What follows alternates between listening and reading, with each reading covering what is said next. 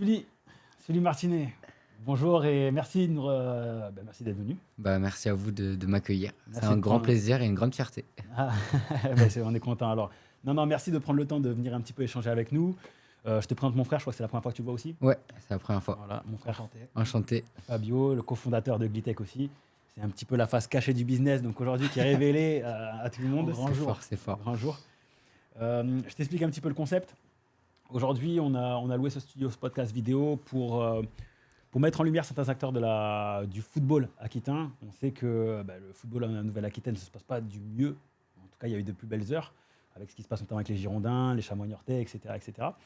Nous, à travers ça, et assez humblement, ce qu'on veut, c'est mettre en lumière certains acteurs, mettre en lumière même le niveau semi-pro de Nouvelle-Aquitaine, à travers toi, à travers des joueurs de Bergerac, à travers des joueurs d'Angoulême. Et donc voilà, donc l'objectif, ce serait de parler de toi, parler de Glitech aussi, in fine. Et puis voilà, de se laisser aller. Prendre le temps de Super. parler. Et de toute façon, dans tous les cas, on a des grandes lignes. On ne sait pas exactement où on va aller. On va parler et on va laisser la discussion. Et passer un bon moment. Exactement, Voilà. c'est l'essentiel. Principal. Alors, pour te présenter rapidement, Sullivan Martinet, attaquant de Lèche Cap Ferré. Exactement. Tu as 28 ans aujourd'hui. Tu comptabilises plus de 200 matchs N2, N3 confondus. Tu as été professionnel aussi à l'En Avant Guingamp. Alors, pour reprendre ton parcours, tu as été formé à l'En Avant Guingamp. Après, tu as fait Granville, N2. N2, Grandville, c'était N2, ouais. Ouais, Stade Bordelais en N2 aussi. N2, N3, on a fait la montée, on est monté et Ah, ouais. on est redescendu. Ok. Pompienne, Compiègne, ouais. Et N2, N3? N3 l'année dernière, ouais. 3. Et Lèche cette année. Et Lèche cette année. Donc, Ouais. de retour dans la région bordelaise. Comment ça va, toi? Moi, je suis en forme, hein, la trêve arrive là, donc ça va faire du bien pour se ressourcer, reprendre un peu des forces. Après une longue première partie de saison, Ouais. dans un nouveau club, pas un nouveau rythme pour moi avec les entraînements un peu le soir. Et vraiment, j'ai bien aimé cette première partie de saison où j'ai pu jouer et participer à beaucoup, beaucoup de matchs. Et voilà, je peux encore faire mieux, je pense, mais ça va être encore mieux en 2025. Ouais. Parce qu'aujourd'hui, ouais, tu as signé au Lèche Cap Ferré. Donc, est-ce que tu as des objectifs particuliers pour cette saison, toi, à titre perso, d'un point de vue collectif? Titre perso, c'est toujours performer, marquer des buts, faire des passes décisives, on va dire, pour aider l'équipe à chaque fois. On va dire que j'arrive toujours à marquer quelques buts dans les saisons, en fonction des postes où je joue, parce que je suis amené à jouer un peu à droite, à gauche ou même devant. Mais je suis pas forcément depuis quelques années, j'étais un peu mis sur différents postes. Là, cette année, c'est un peu plus central. Du coup, ça me plaît vraiment bien, Lège. Ok. Et l'objectif, ouais, c'est d'aider le club dans son objectif qui est le maintien et faire une belle année et prendre du plaisir surtout. Cette année, c'était vraiment plaisir, c'était vraiment le maître mot après une année très compliquée l'année dernière. Ok, on va directement te demander pourquoi très compliqué l'année dernière. Du coup, moi, j'étais parti à Compiègne après 3 ans au Stade Bordelais. Et moi, j'aime bien rester plusieurs années, on va dire, pas faire qu'une année dans un club parce que je trouve que c'est ce que j'ai fait à Guingamp, à Granville et à Bordeaux. C'était minimum 3 ans. Et Compiègne, je me voyais peut-être sur le papier faire un peu plus longtemps. Et au final, ça s'est pas passé comme prévu.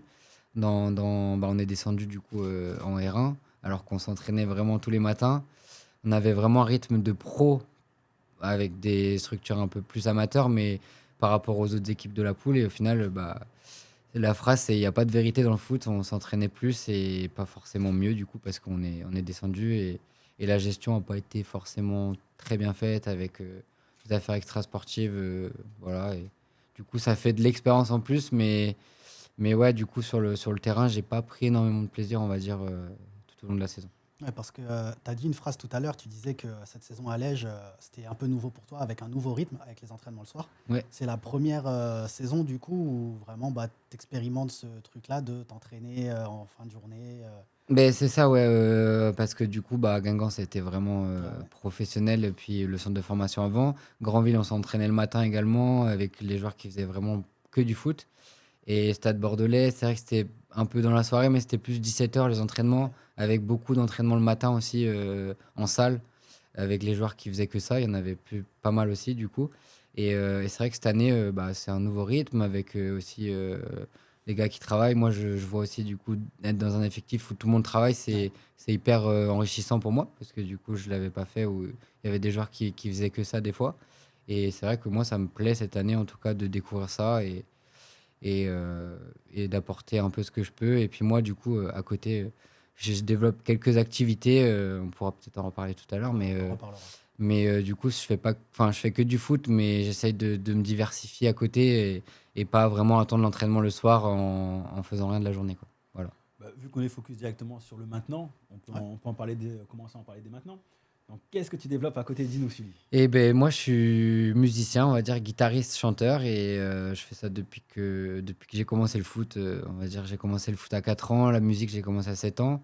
Et Ok. en parallèle, je développe les deux. Le foot a vraiment pris une place énorme dans l'adolescence, mais j'ai pas lâché la guitare. Même si j'ai arrêté de prendre des cours, j'ai travaillé en autodidacte et la voix pareil. Et au final, depuis allez, 3 ans, depuis que je suis arrivé à Bordeaux, au Stade Bordelais, j'ai commencé à faire des petits concerts, aller dans la rue. Et en fait, c'est vraiment la passion qui m'anime comme au foot et le fait de pouvoir un peu développer ça d'aller un peu plus loin et découvrir comment dire, bah, des, la musique, ce que c'est en fait, c'est vraiment intéressant pour moi d'aller voir comment c'est fait, d'aller démarcher des concerts, comment faire un EP, c'est ce que j'ai fait, aller voilà, créer une communauté et tout ça, c'est hyper intéressant et ça me prend beaucoup de temps. Voilà. Et du coup, bon, on va revenir après sur du coup, tes premières années foot, notamment centre de formation à Guingamp, etc. Mais est-ce que du coup, tu as vraiment l'impression que ça fait depuis 3 ans que tu assumes cette passion pleinement dans le fait de le pratiquer limite comme activité principale à même titre que le foot? Est-ce que tu as vraiment l'impression que aujourd'hui tu l'acceptes vraiment ce truc-là et que en centre de formation, c'est compliqué de faire les deux. Quand tu signes pro à Guingamp, c'est compliqué de faire les deux. Comment tu... Ouais, bah, c'est ouais, très bonne question parce qu'au début, bah, quand j'étais pro, c'est vrai que quand je suis passé pro, je faisais déjà de la guitare, j'avais mis quelques vidéos sur les réseaux. Ça m'avait apporté première base de fans qui me suivaient par rapport aussi au foot. Mais c'est vrai qu'en fait, quand tu as un niveau un peu plus haut, ou en fait, tu as des attentes où par exemple, moi j'étais avec la réserve, mais si j'étais pas bon avec la réserve, bah, peut-être qu'ils allaient dire bah, il Ouais, fait ça à côté. Du coup, vraiment, c'était vraiment passion. Grandville, bah, j'étais vraiment focus pour redevenir pro, donc j'ai laissé la guitare vraiment en passion, même si je postais toujours des petites vidéos tranquilles. Et c'est vrai que bah, au fur et à mesure de l'âge, je prépare un peu ma reconversion, on va dire. Et, et je vois que bah, par exemple à l'Èche, je suis soutenu à 100% par le club, par les gars. Et puis ça reste quand même le foot en priorité parce que bah, du coup les matchs c'est le samedi, les entraînements c'est aussi le vendredi.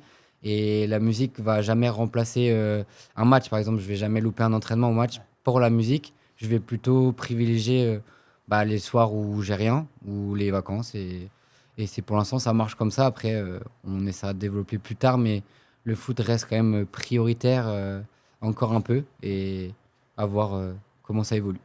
Top. Ouais, parce que c'est vrai que c'est assez.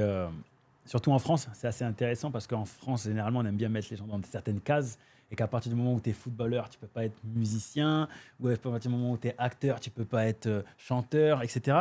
Il y a ce truc-là où, par exemple, aux États-Unis, où c'est pas du tout comme ça. En France, on aime bien effectivement sectoriser les personnes. Est-ce que toi, tu le ressens?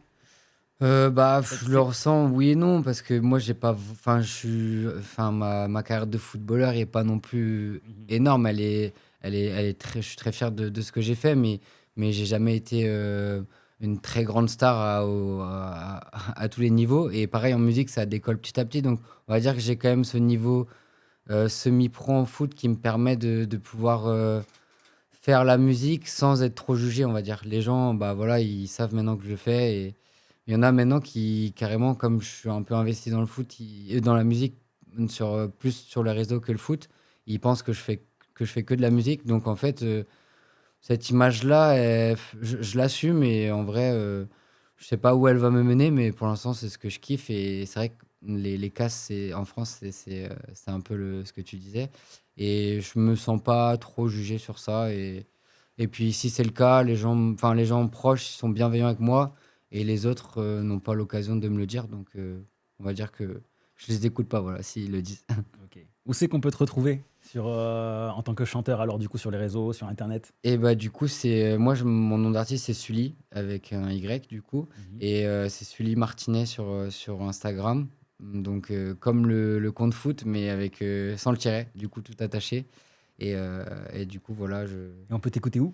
Et on peut m'écouter sur toutes les plateformes en mettant Sully.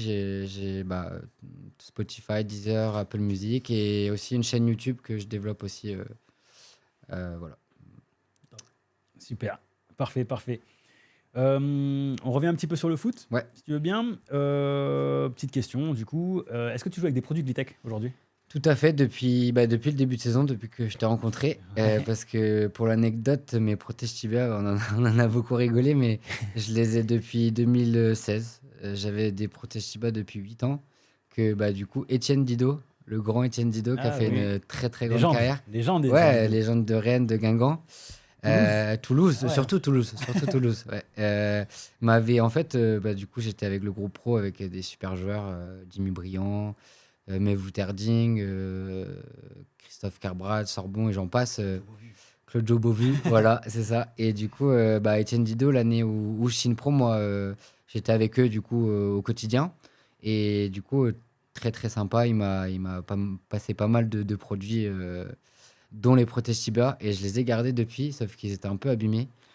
Et j'ai dit à Enzo, bon, cette année, ça y est, je change. Ça m'a fait mal au cœur, mais ils étaient vraiment très abîmés, et du coup, je jouais avec les Glitech depuis le début de l'année. Et franchement, je suis très très content du produit.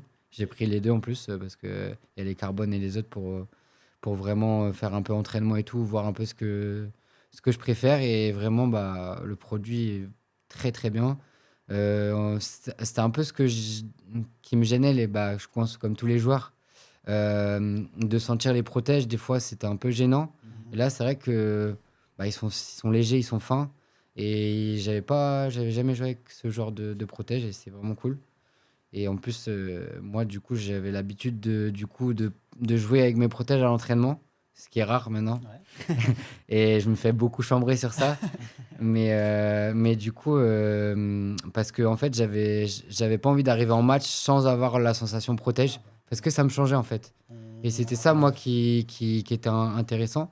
Et c'est vrai qu'avec Glitech, on les sent moins, donc il y a moins de différence. Mais je vais quand même continuer de les mettre à l'entraînement parce que je suis un joueur qui prend pas mal de coups, et mes tibias, ils ont besoin des protèges tibias. Je te laisse rebondir parce que c'est vrai qu'on en a parlé tout à l'heure. Bah ouais, justement, on en parlait tout à l'heure. En tout cas, nous, on parlait de notre vision qu'on a aussi avec la marque. C'est que du coup, on utilise souvent la phrase on joue comme on s'entraîne. Et au Exactement. final, les joueurs se mettent rarement dans les mêmes conditions C'est ça, ouais. en termes d'équipement déjà, Ouais, dans les mêmes conditions qu'en match. Et du coup, évidemment, ça va pas faire une différence peut-être énorme, mais dans les sensations que tu vas ressentir à l'entraînement, tu auras C'est ça. toujours une différence avec les sensations que tu auras en Exactement. match. Donc, comment essayer, nous, à notre échelle, d'apporter un peu un pont plus facile entre les deux, c'est de proposer des produits qui soient aussi agréables à porter en match qu'agréables à porter à Ouais. l'entraînement, d'où les chaussettes, les protèges tibia. Donc, alors, moi, c'est un peu une utopie que j'avais en tête quand je disais ce genre de truc. Je pensais pas que des gens s'entraînaient avec des protèges tibia. Donc, en vrai, je suis archi content de l'entendre. Ouais, non, franchement, ouais, c'est rare. Et depuis que je fais du foot, je crois qu'à chaque fois, je suis un des seuls. Ça fait 12 ans maintenant que je fais. Au début, en pro à Guingamp, en fait, quand on montait, on avait 17-18, on était obligé de les mettre, Ok. les jeunes, parce que c'était imposé et je trouvais ça bien. Et moi, j'ai gardé cette habitude, et c'est vrai que je me fais chambrer tous les ans, hein. Mais moi, je suis content de ça parce que c'est ce qui fait mon identité. Et c'est vrai que je m'entraîne vraiment comme je joue souvent short t-shirt. Cette année, j'ai essayé de changer, mais ça me correspond pas énormément. Donc, je pense que je vais retrouver les bases assez rapidement. Voilà. Ouais, parce que ce qu'on disait en fait aussi sur la différence entre le match et l'entraînement, c'est qu'on disait que les joueurs jouaient sans protège à l'entraînement et après jouaient avec des protèges qui étaient plus ou moins lourds, entre Ouais, c'est guillemets, ça, ouais. en match. Nous, au moins, avec ces protèges-là qui sont hyper légers, en fait, que tu joues avec ou sans, il n'y a pas vraiment de grande différence. Et du coup, tu étais plus proche de la sensation à l'entraînement qu'en match. C'est ça. C'est vrai que toi, tu les mets. Ouais, mais c'est vrai que la différence, elle est. Enfin, je le sens vraiment on les sent pas vraiment. En fait, on les oublie très vite, en fait, encore plus que les autres. Et c'est vrai que Voilà, je pense que je suis parti pour une bonne dizaine d'années. J'espère encore plus et je les renouvellerai peut-être avec les petites personnalisations parce que c'est vraiment bien. Le produit est top et puis, enfin, moi j'aime bien les gens qui entreprennent et franchement, je trouve que c'est vraiment bien de mettre en valeur ce genre d'entreprise et ce genre de produit parce qu'en plus c'est qualitatif, quoi. Merci beaucoup. Merci à toi, Sully. Je rebondis sur un petit truc. Tu as parlé de peut-être revenir à ce que aujourd'hui tu avais changé certaines choses, pardon, et que tu allais peut-être revenir vers ce qui te correspondait plus. Tu parlais de quoi exactement? Ben, par exemple, j'essaye de changer des trucs parce que ça fait 12 ans que je fais. Du coup, cette année, je me dis, bon, on s'entraîne le soir, donc déjà, il fait un peu plus froid. Mhm. Même si des fois, le matin, ça faisait froid. Mais bon, j'ai essayé Kawaii. En fait, j'ai essayé de, d'amener quelque chose de différent. Et au final, je trouve qu'en fait, tout ce que je faisais, c'était bien. Donc, je pense que petit à petit, je vais essayer de remettre les protèges. J'ai essayé de lâcher un peu au début, mais pareil, je sens que en fait, moi, je prends des coups et à l'entraînement, si t'as pas de protège, bah, c'est quand même. Moi, j'ai eu des trous dans le tibia à l'entraînement et je trouve ça dommage de ne pas se rajouter une petite sécurité, surtout que c'est hyper qualitatif en termes La comment dire, protection et ouais, de de protection, de matière. Donc, je me dis, si on les sent pas, pourquoi s'en priver, quoi. Mhm. Mhm. Mais Après, tu sais ça que reste. on est, mine de rien, alors je sais pas si tu es intéressé par tout ce travail-là, mais c'est de la préparation mentale, en fait, dont tu parles. Oui, c'est Parce ça, qu'on ouais. on parle souvent de préparation mentale sur, ouais, le préparateur mental, c'est je sais pas, un mentaliste qui a posé des questions sur ta confiance en soi, mais des fois, la préparation mentale, c'est juste répéter les choses dans ta préparation de match qui fait que tu fais un bon match. Et des fois, ça peut être juste leur identifier que ben, tu as été bon ce match-là et pas celui-ci, juste parce que tu t'es réveillé à 9 heures au lieu de te réveiller à 10 heures, etc. Des choses comme Mm. ça. Et ouais, et peut-être que mettre. Le corps, en fait, des fois, il cherche des excuses Ouais, à c'est pas ça, ouais. performer. Ouais, c'est Et ça. si tu lui donnes raison Ouais. en tout modifiant, et ben des fois, vous pouvez Voilà, rester sur c'est quelque chose ça. que. Donc moi j'ai fait on va dire ma petite carrière parce que c'est pas non plus un truc de fou, mais j'ai fait ma petite carrière sur ça. Je vis depuis 12 ans et c'est vrai que j'ai toujours eu cet état d'esprit de jouer comme je m'entraîne. Et j'ai fait aussi beaucoup de prépa mentale à mes débuts. Et tout ça, ça rentre en compte en fait. C'est de trouver un peu ce qui te correspond pour performer et surtout te sentir bien et aider l'équipe surtout. Petite question, Sully. Tu as un panel de protège tibia devant toi.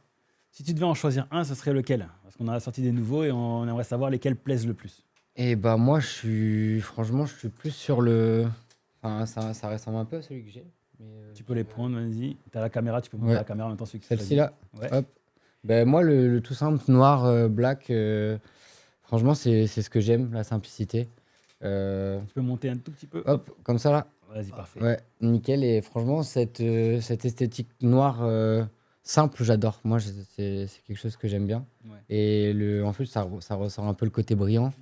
Donc franchement non, c'est top mais franchement, ils sont tous beaux. Et puis avec la personnalisation en plus, c'est vrai que ça peut être intéressant de rajouter des petites couleurs et tout. C'est vrai que c'est sympa, mais avec un truc un peu plus personnel, quoi, on va dire. Ouais, exactement. Mais ouais, franchement, l'esthétique est beau.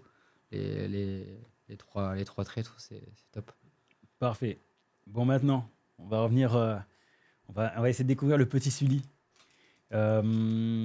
Si on revient un petit peu en arrière, est-ce que tu te rappelles de ton premier souvenir avec un ballon ou de ton premier contact avec le football? Et bah ouais, je m'en rappelle enfin, je m'en rappelle sans m'en rappeler. En fait, depuis que je sais marcher, je crois que j'ai un ballon Mhm. dans les pieds, comme beaucoup d'entre nous, je pense.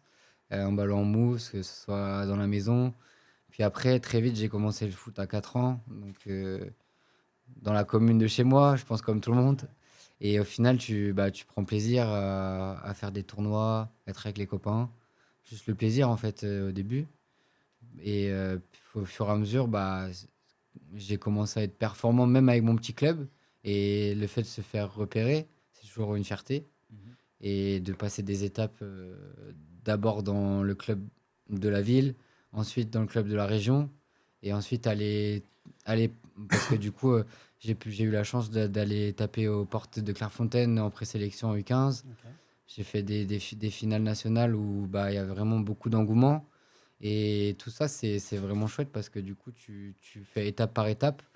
Et moi, j'ai jamais été le plus talentueux parce que je suis pas un joueur qui va être mis en valeur tout seul. J'ai besoin du collectif et de me donner pour les autres et que les autres se donnent pour moi. Et c'est vrai que je suis fier de ça parce qu'au final, j'ai réussi à passer les étapes en travaillant, beaucoup de travail, beaucoup de sérieux. Moi, tout ce qui est, on va dire, sortie, préparation invisible et tout, j'ai vraiment mis ça de côté. Les sorties, la préparation invisible, je me suis vraiment focus dessus et c'est ce qui m'a permis, on va dire, de faire cette carrière, on va dire, modeste, de Ouais, pouvoir en vivre. Parce qu'il y en a plein qui auraient aimé déjà juste pouvoir vivre du foot. Déjà, je carrément. pense que c'est un rêve pour beaucoup d'être footballeur comme Mbappé, mais c'est aussi un rêve de pouvoir faire de sa passion son métier. Donc, ça, Carrément. pour ça, c'est vraiment cool, quoi. Et du coup, tu disais que tu es resté dans le club de ta commune jusqu'à Guingamp? Il n'y Ouais, a pas c'est eu ça. d'étape intermédiaire J'ai eu une étape intermédiaire à 13 ans, du coup. C'était le club de la banlieue de Saint-Brieuc, Ginglas, Ouais. où on était au plus haut niveau régional, Ok, ouais. notamment avec Amad Allé, qui est un bon joueur reconnu maintenant en national. Et du coup, on était les deux joueurs un peu qui sortaient un peu du lot, même si on prenait des scores tous les week-ends. Et au final, lui, il est parti au Stade Rennais et moi, je suis parti Ok. à Guingamp. Et à Guingamp, du coup, de 14 jusqu'à 21. Et ça se passe comment, du coup, les premiers contacts avec Guingamp, comment ils approchent toi ou tes parents? Bah ouais, on était dans la poule de Guingamp. Du coup, le coach parle directement à tes parents un peu, en passant par le club quand même Ouais, qui est avec toi. Et tu vas faire quelques essais, quelques tournois. Si ça se passe bien, bah hop, c'est parti. Et moi, c'était vraiment le club de mon cœur parce ouais, que Guingamp, mes premiers matchs dans un stade, c'est au Rodourou. J'avais 5 ans, 6 ans. J'ai grandi avec l'époque de Drogba Malouda en Ligue 1. Et tout ça, c'était vraiment mon rêve. Moi, mon rêve, c'était pas de jouer à Barcelone, c'était de jouer à Guingamp, de passer pro à Guingamp. Et c'est pour ça que quand j'ai signé mon premier contrat pro, c'était vraiment une très très grande fierté pour moi et pour mes parents et pour ma famille. Mais bon, après, il y a eu des choses qui ont fait que bah, j'ai pas pu faire de matchs, on va dire, en professionnel, disputer des minutes. Mais j'ai quand même participé à 3 matchs de Ligue 1 sur le banc. ok. J'ai participé à 2 saisons, on va dire, dans le groupe d'entraînement, même si j'ai eu beaucoup de blessures. Et tout ça, c'est une fierté parce que j'ai côtoyé des grands joueurs de Ligue 1. J'ai appris avec eux. Et j'ai surtout, bah, voilà, j'ai vécu un petit moment, des petits brins d'espoir Ouais. de jouer en Ligue 1, quoi. Et ça, de découvrir le quotidien en Ligue 1, partir en déplacement en avion, être interviewé après les matchs, signer des autographes, tout ça, c'était déjà démesuré pour moi à l'époque, quoi. On a reçu tout à l'heure Omar Sané qui joue au Girondin et qui est pareil, enfant de la ville de Ouais. Bordeaux, qui aujourd'hui a le scapulaire sur la poitrine, etc. etc. Euh, Toi, tu as eu la chance de signer pro dans le club de ton cœur, Guingamp, parce que Guingamp, c'est pas la même situation que les Girondins aujourd'hui. Ouais.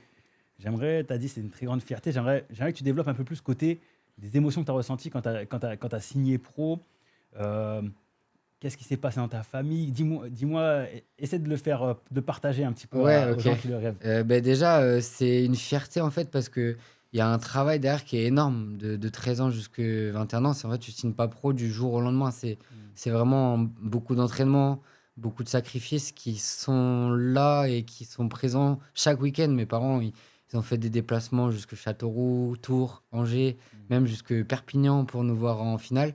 Et en fait, d'offrir cette chance à mes parents aussi qui m'ont toujours poussé.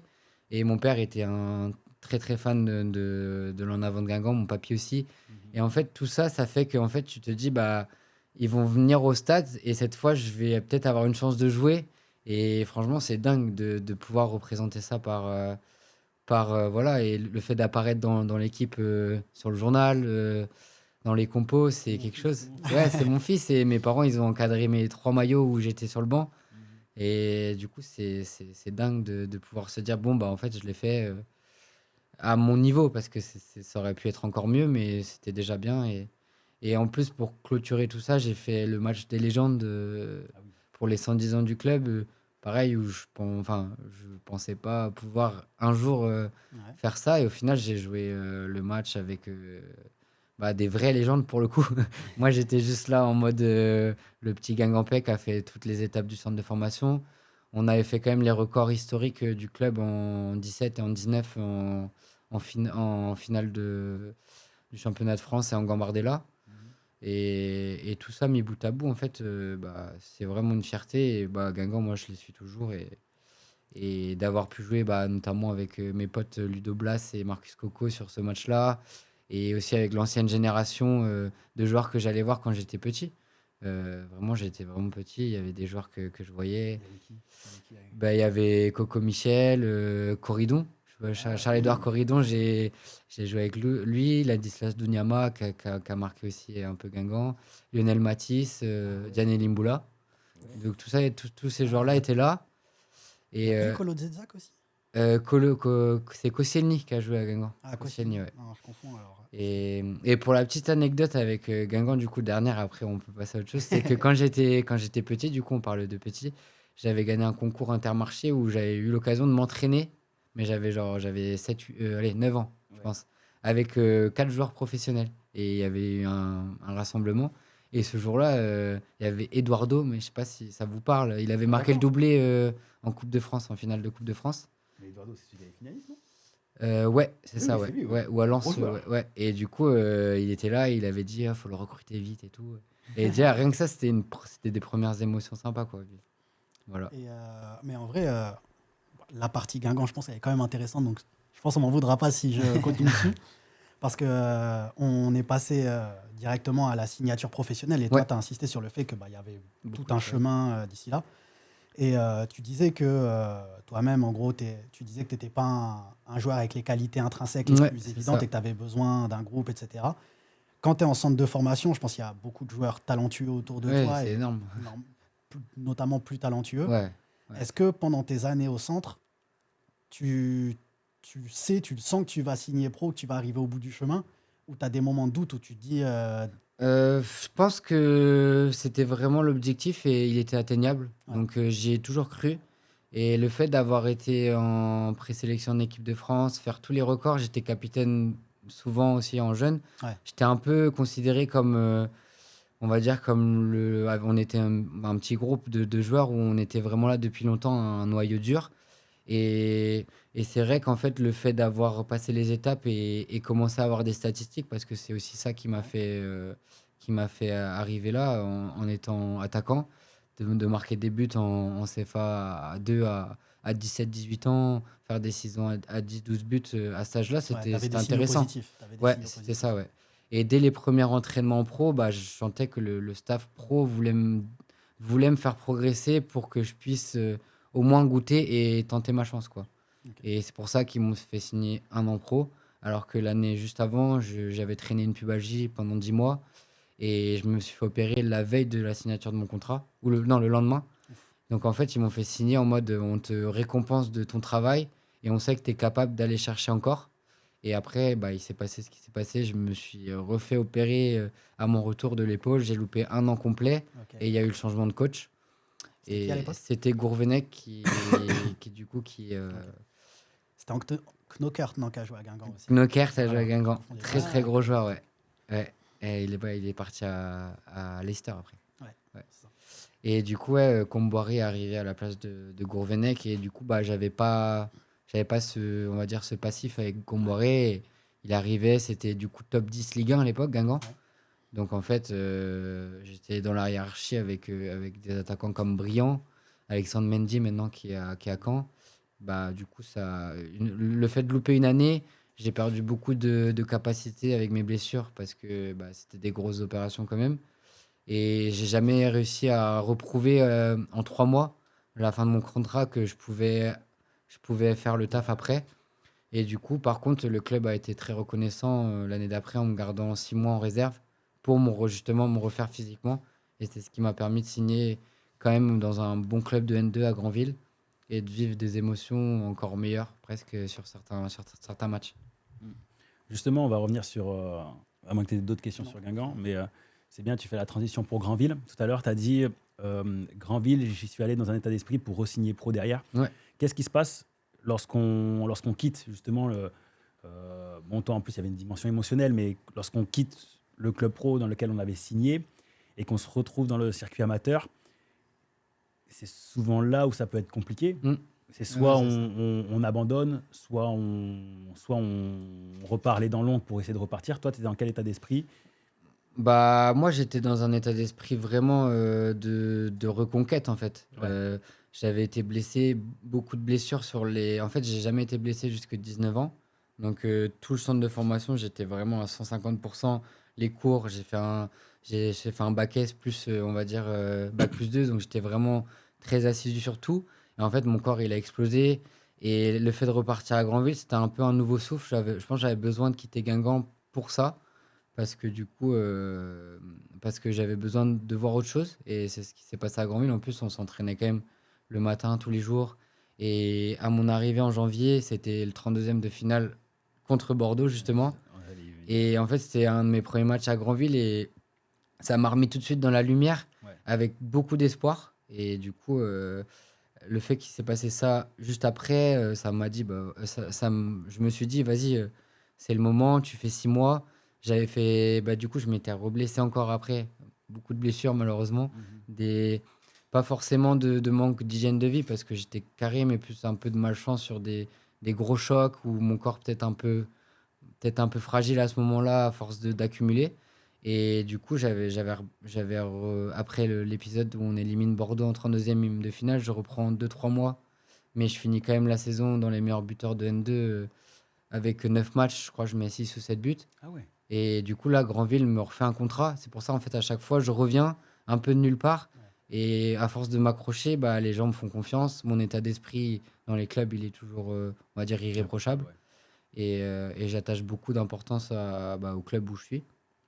Du coup, je re-signe quand même un bon contrat fédéral à Granville, ce qui est quand même le Graal du football amateur.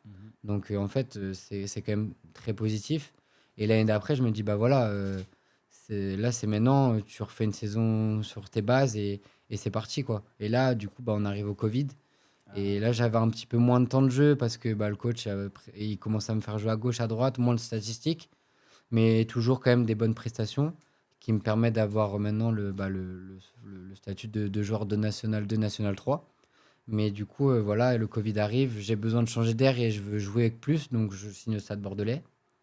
Et au Stade Bordelais, là, il y a la saison du Covid encore, où là, vraiment, on s'arrête à 5 matchs, mais j'avais marqué, je crois, 6 ou 7 buts, dont un quadruplé. Pareil, en fait, il y a des petits trucs qui me relancent à chaque fois après des grosses désillusions, où comme je me suis accroché, que je suis récompensé, en fait, je ne lâche jamais.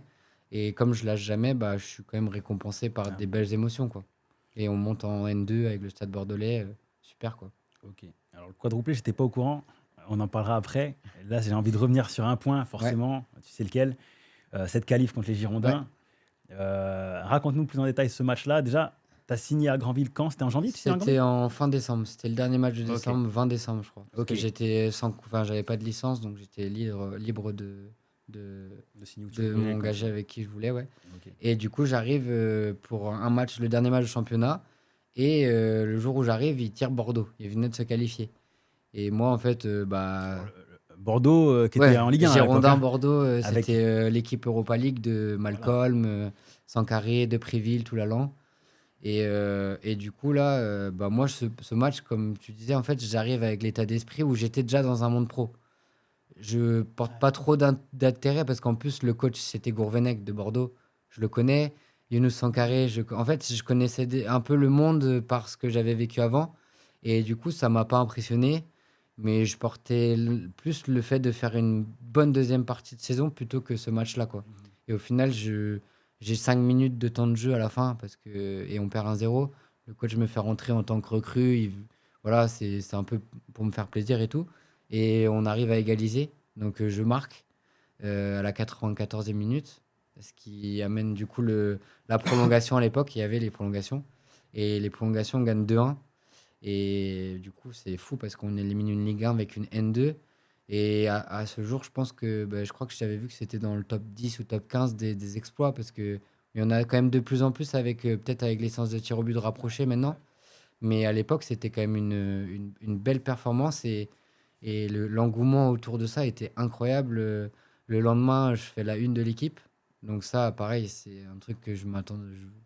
Quand tu es petit, tu te dis, mais d'où tu vas faire la une de l'équipe un jour? Surtout après avoir quitté l'en avant Guingamp, Ouais, justement, c'est c'était ça. là normalement où tu aurais dû. Exactement. C'était, en fait, je me suis dit, bon, bah, en fait, je suis peut-être au bon endroit au bon moment. Ouais. Et toute cette désillusion de ne pas avoir passé pro, bah, du coup, j'étais si content, si heureux de vivre ces émotions que bah, à chaque fois, je me remettais au travail.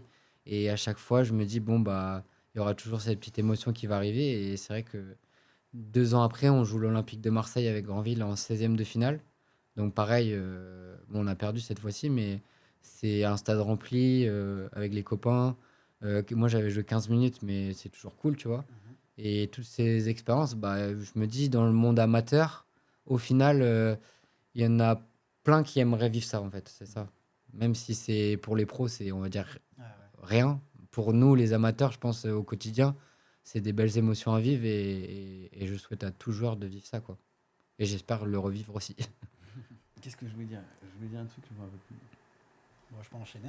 Vas-y. Parce que du coup, bon, tu parlais des désillusions après à Granville, manque de temps de jeu, etc. Stade Bordelais, il y a du positif.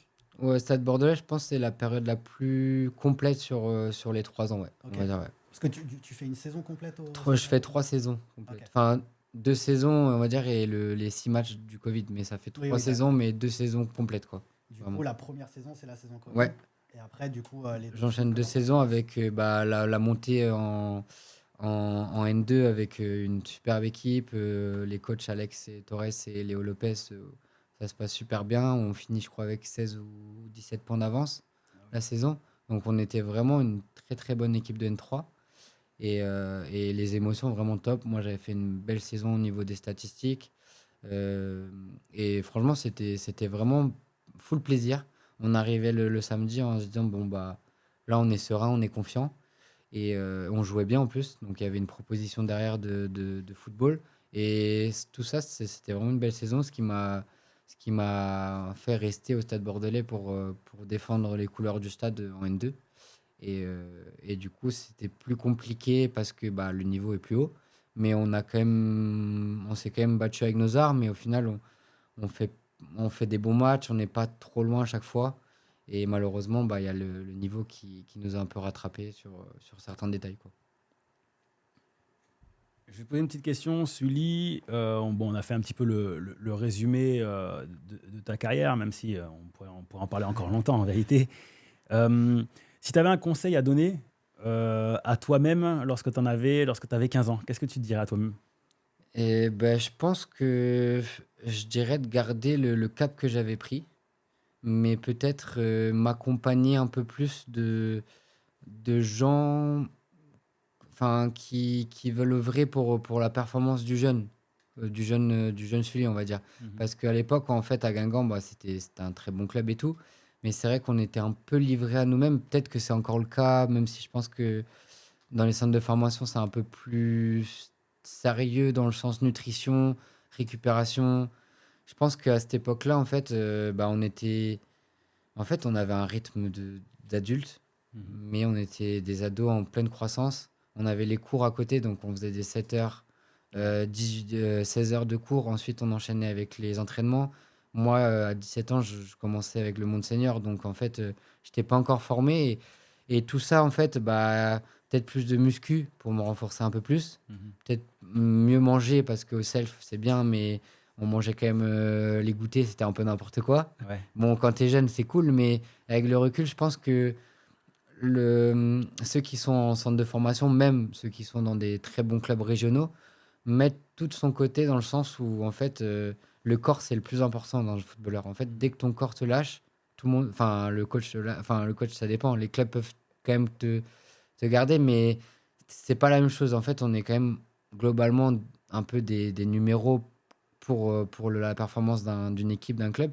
Donc, dès que ton corps est plus là, bah, tu peux plus prouver. Donc, De toute façon, tu peux vivre dans le monde le plus utopique du monde. c'est ça. Quand tu es footballeur, ton corps, c'est ton outil de C'est travail. c'est Et, le plus important. Si tu es menuisier et que tu n'as pas tes outils, bah, tu peux rien faire. Exactement. Et c'est un peu ça mon regret parce qu'au final, moi, personnellement, j'ai essayé de tout donner, mais avec mes connaissances. Ouais. Et mes connaissances, c'était pas les meilleures à l'époque. Et du coup, mon corps, en fait, jusqu'à de 19 à 24 ans, c'était vraiment un sketch. Et j'ai eu 3 opérations assez importantes. J'ai eu des entorses de cheville parce que les terrains, c'était pas le mieux dans les clubs où j'étais. On fait beaucoup de synthé, on alterne. Et en fait, le corps, il a besoin de récupération que des fois, j'avais pas ou que j'avais pas accès en fait à l'époque. Et les saisons où je performe un peu plus et où je me blesse moins, c'est quand j'arrive à une certaine maturité de connaissance de moi, en fait. Je me dis, bon, ça, je sais que je peux pas faire, ça, je sais que je peux faire. Et peut-être pareil, il y a des duels avant où j'allais à fond parce que je me croyais invincible. Et bah, le fait d'avoir perdu 1 ou 2 clavicules, tu te dis, bon, peut-être je vais faire 1/3 plutôt que 3/3. Ou voilà, mais c'est tout ça. Après, je pense que le plus important pour les jeunes, c'est résilience, persévérance et croire en soi tout le temps, en fait. Ne jamais perdre espoir. Parce que je pense que j'aurais pu arrêter le foot, on va dire, de haut niveau ou semi-pro à plusieurs reprises après des blessures ou des désillusions. Et au final, bah, à 28 ans, j'ai fait le petit bout de chemin que j'ai fait, quoi. Top. Super. Bah, je pense que c'est une belle conclusion. Je vais te poser une dernière question pour terminer. Je pense Allez. qu'on t'a pas posé la question. Mais pour toi, c'est quoi un joueur tech? Un joueur tech, bah, moi, le joueur tech, tu vois, je pense que c'est Lionel Messi, tu vois, pour moi. Le joueur tech, c'est vraiment le joueur à qui tout le monde, je pense, aimerait ressembler dans la façon de sentir le foot, de maîtriser le ballon.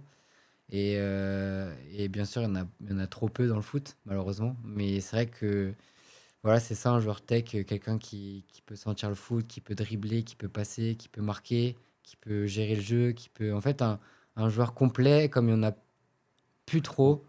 Et comme j'aurais aimé être un peu plus, on va dire, dans cette capacité d'élimination, de dribble, de sentir les choses et pas forcément tout le temps être dans le combat ou devoir faire un peu plus que les autres. Mais voilà, l'exemple de Messi, je pense, Ah bah, c'est le plus, même s'il y en a beaucoup qui sont comme ça, comme Neymar, comme des beaux créateurs, quoi. Et ça, j'aime ce foot-là, même si moi, je le représente pas forcément, je pense. Je suis plus un peu, on va dire, comme Thomas Müller ou des joueurs comme ça. Mais ce foot-là, je l'aime aussi. Mais c'est vrai que les émotions par ce que dégage Messi, Neymar ou d'autres dribbleurs comme ça ou créateurs, c'est beau. Voilà. nickel. Parfait, parfait.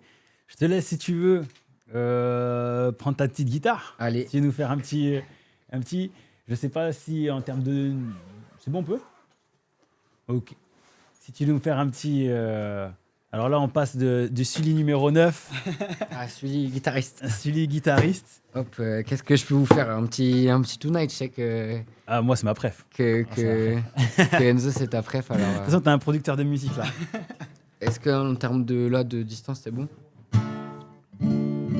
Hop, je l'accorde juste. Je sais pas si c'est. Allez, je fais pas longtemps, je fais juste 10-15 secondes. Allez, ce sera bon. Na na na na na na na na na na na na na na na. You are the sunshine on my way. You are the sunshine on my way. And I like your style and I want more. Tonight it's you and me, I'm sure. Yeah. And we don't have the time to fall in love, so we can let it go. And we don't care, let's fall in love tonight. So let me be your timeless love and make your night so wonderful. And we don't care, let's fall in love tonight.